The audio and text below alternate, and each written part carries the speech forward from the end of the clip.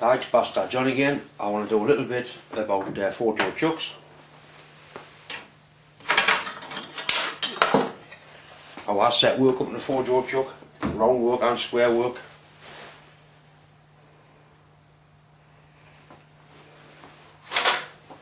The 3-jaw chuck that's on here is quite tight. I was doing some heavy turning with it. Best way to get it off without damaging anything, bit of hexi bar, spin the log on, spanner that fits it, that's all it takes. I've actually seen chucks on that tight where you've had to turn the back plate off to get the chuck off.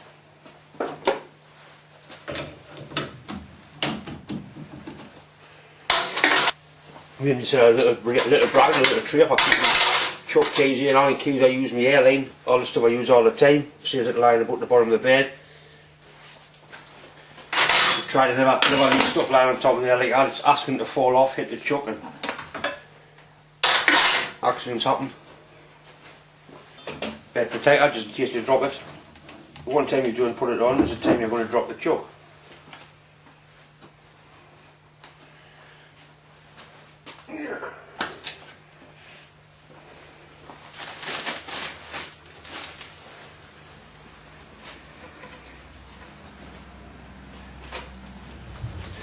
Bastard. Make sure I register at the end of the spill is nice and clean.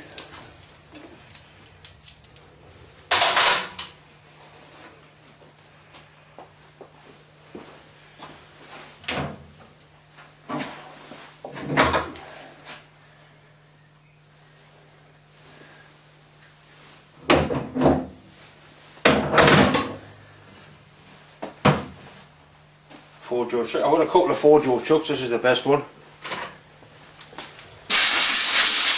Again, make sure the threads are clean. A little bit of oil, always put a drop of oil on.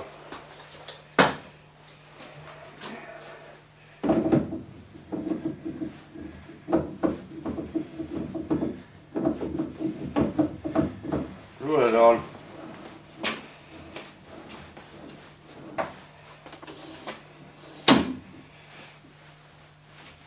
Just a nip, that's all it takes. It's going to tighten up with your machine anyway.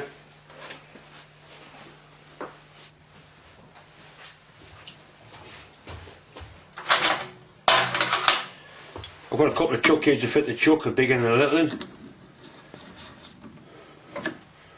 It's called an independent chuck. There's all the jaws, the 4 jaws move independently of each other, as opposed to the 3-jaw self-centering chuck. You can get a 4-jaw self-centering chuck as well.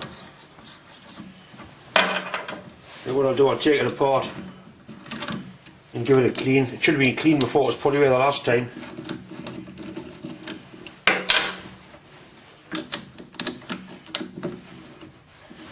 I think 4-jaw chucks are a lot stronger than 3-jaw chucks. Obviously you can hold odd shaped things in them. It's nice and short. If I have a choice between a 3-jaw and a 4-jaw chuck, only one chuck, I would choose a 4-jaw. Because once you get used to setting things up, it doesn't take long at all.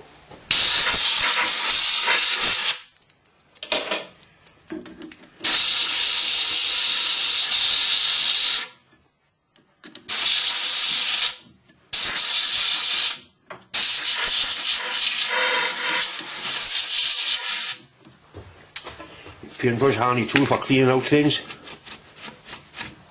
Quite handy for painting things as well.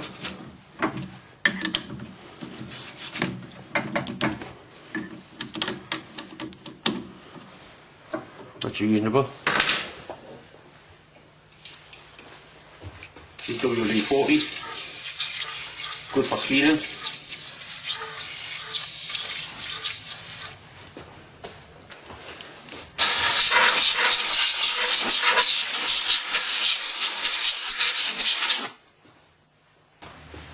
You see the chuck's got rings on all the way around.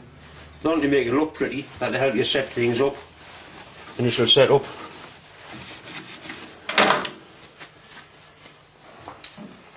And blow the crap out the back of the jaws.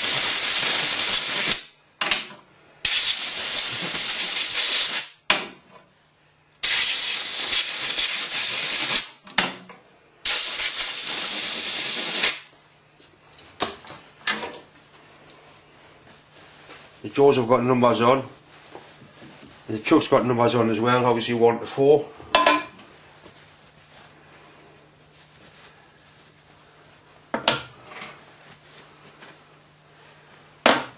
Number 1's always the last one you pick up. Number 1, the jaw can go another way around. It can go in that way for holding something big, or it can go in that way for holding something smaller. You could have 2 in big, 2 in small, 3, 1. You can mix them up any way you want. But you must make sure the jaw one goes into hole 1. It's actually quite an old chuck this, but it's done very little work. Number 2.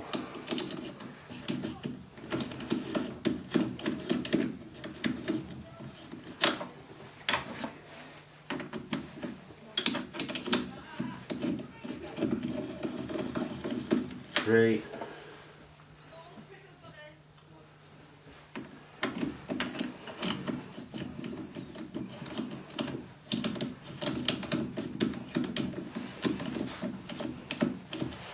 4.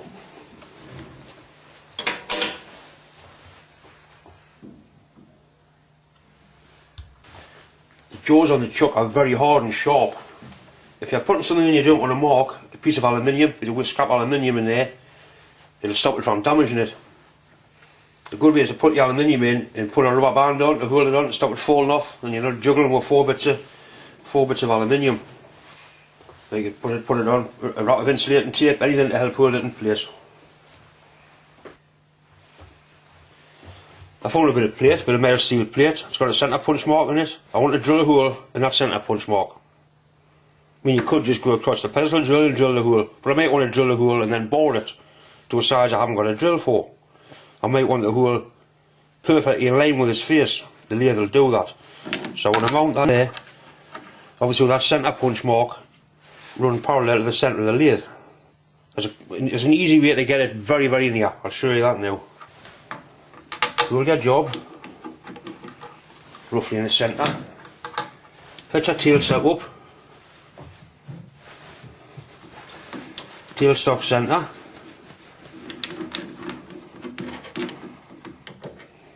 Into centre pop mark.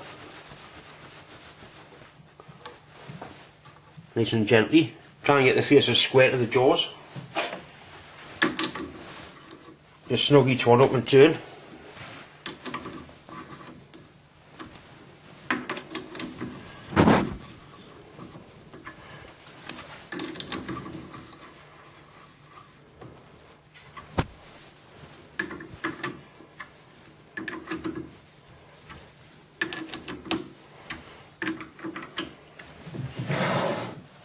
That's going to be very near. The clock on to see how near it is. It's a handy little tool here, homemade tool called a wiggle bar. Some people call it a wiggle bar. It's a spring loaded centre. That goes in your centre pop mark. The other end goes in your tailstock centre. You just take a little bit of weight on. So it's spring loaded, so it's held in.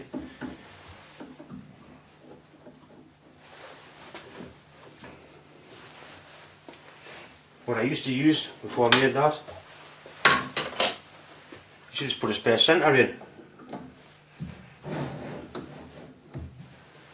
Do it that way. Put a clock on there. It's better with a spring loaded one.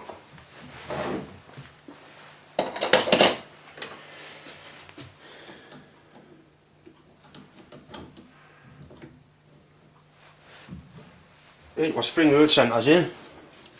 Wiggle bar or whatever you want to call it.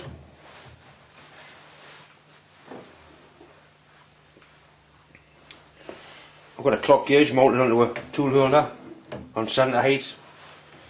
I use it all the time, it's left in there.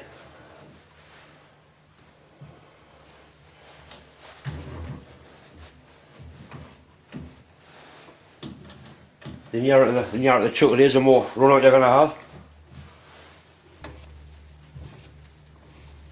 It's about 6, 7 thou, 8 thou, and that's before you even adjust it, so 8 thou are getting near. If you're not using 4-jaw chuck all the time, it's easy when you're adjusting it to get confused. You end up going the wrong way, and it can be not a nuisance, but it can be very, very frustrating. I'll show you a way to set up a 4-jaw chuck that I found on the internet. I couldn't believe it when I first saw it. I've started using it, I've practiced it, and it really is effective. I mean, for somebody that's using a 4-jaw chuck all the time at work, it's second nature. They do it. It's incredible how quick they can get it right. But for people who are just messing about at home, this method works. Right, I've adjusted the workpiece so it's actually running out the through. Make sure you've got plenty of travel on your clock gauge. Right, what you do, you turn it to the lowest point, which is there. You set your 0 to the lowest point. Then you turn it to the highest point. That's 37 thou. Half of 37 thou is 15, say 18 thou. So you turn it back to 18. You set your 0. You turn it forward to the next jaw, which is that one.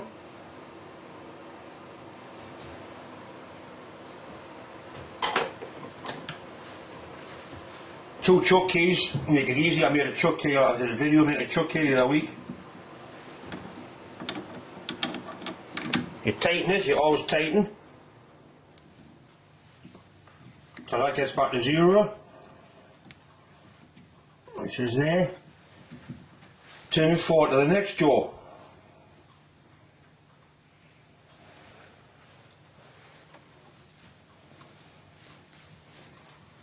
And straight away you're within 3 thou. That's your high point there. Nip that one.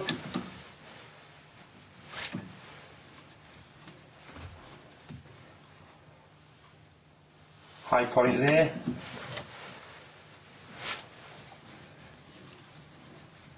That's within half a thou. You could possibly get it better, but for what we're doing, you don't need any better than that. You could spend that 10 minutes with that and make it worse. I mean, that's taking less than a minute. I'll knock it out with the tooth again and do it again for you.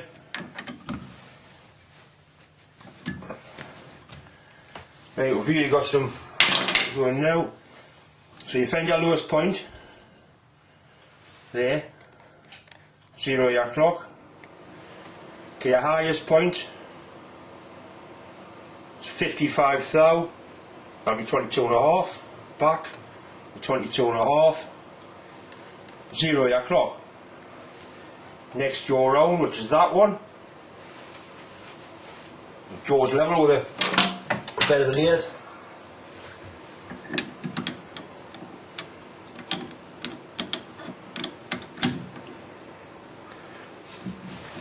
Oh, you bastard.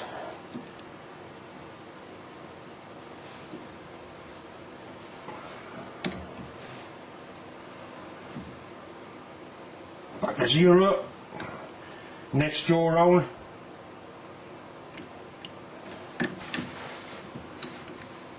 To 0. Next one.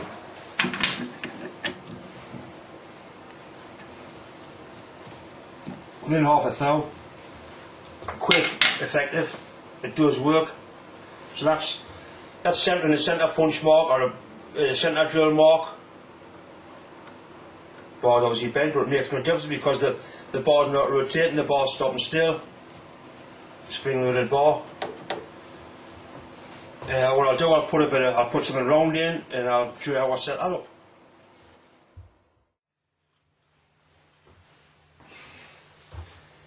Right, I'll put a bit of round bar in. It's running out the true. 40 thou to true. So you turn it round till you find your low spot. Low spot's there. 0 the clock. Turn it forward, you find your high spot. There, it's about 41 thou. half of 41 is 20 and a half. So you turn it back, 20 and a half, re-zero your clock. Forward again to the next jaw round, which is that one. Set that level with the lathe bed. Using your 2 chuck keys again. Adjust it to 0, you always tighten. Turn it to the next jaw round.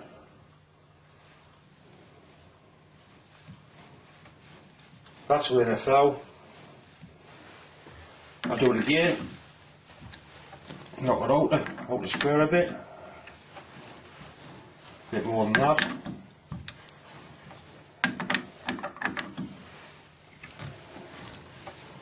Bloody hell, I want the bastard to move the square, man.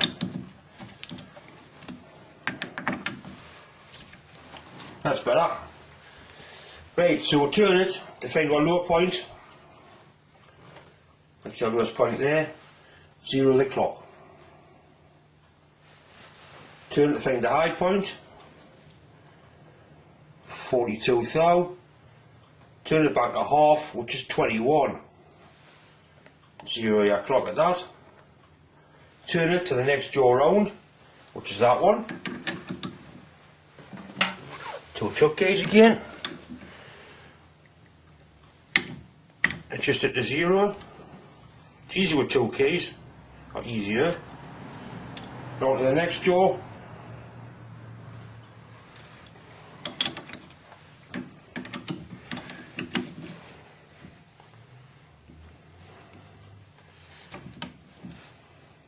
Zero.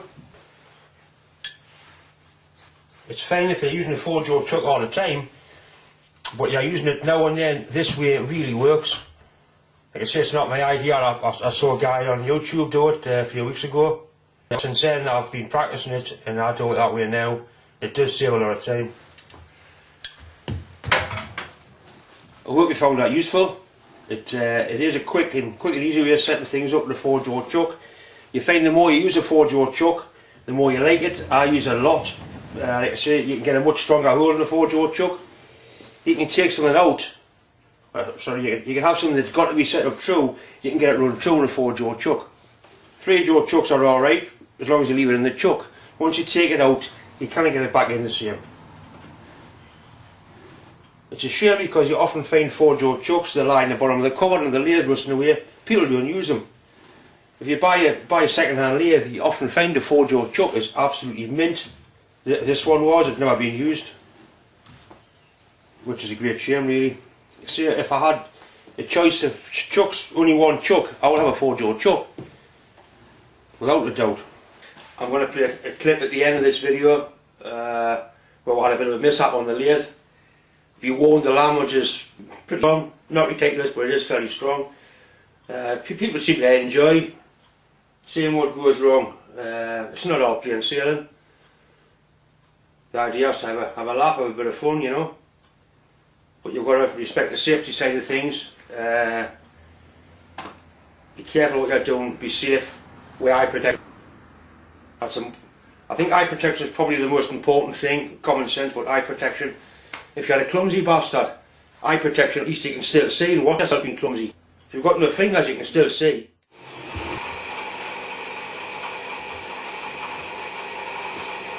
Right, we're through now, but dispense with the drill chuck. Start with a more taper here. With a 3/4 inch drill here. Back here, plenty of torque. Nice and slow.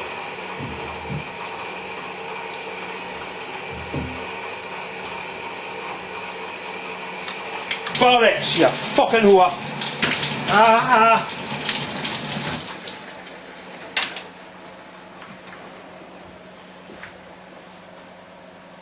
Bastard thing.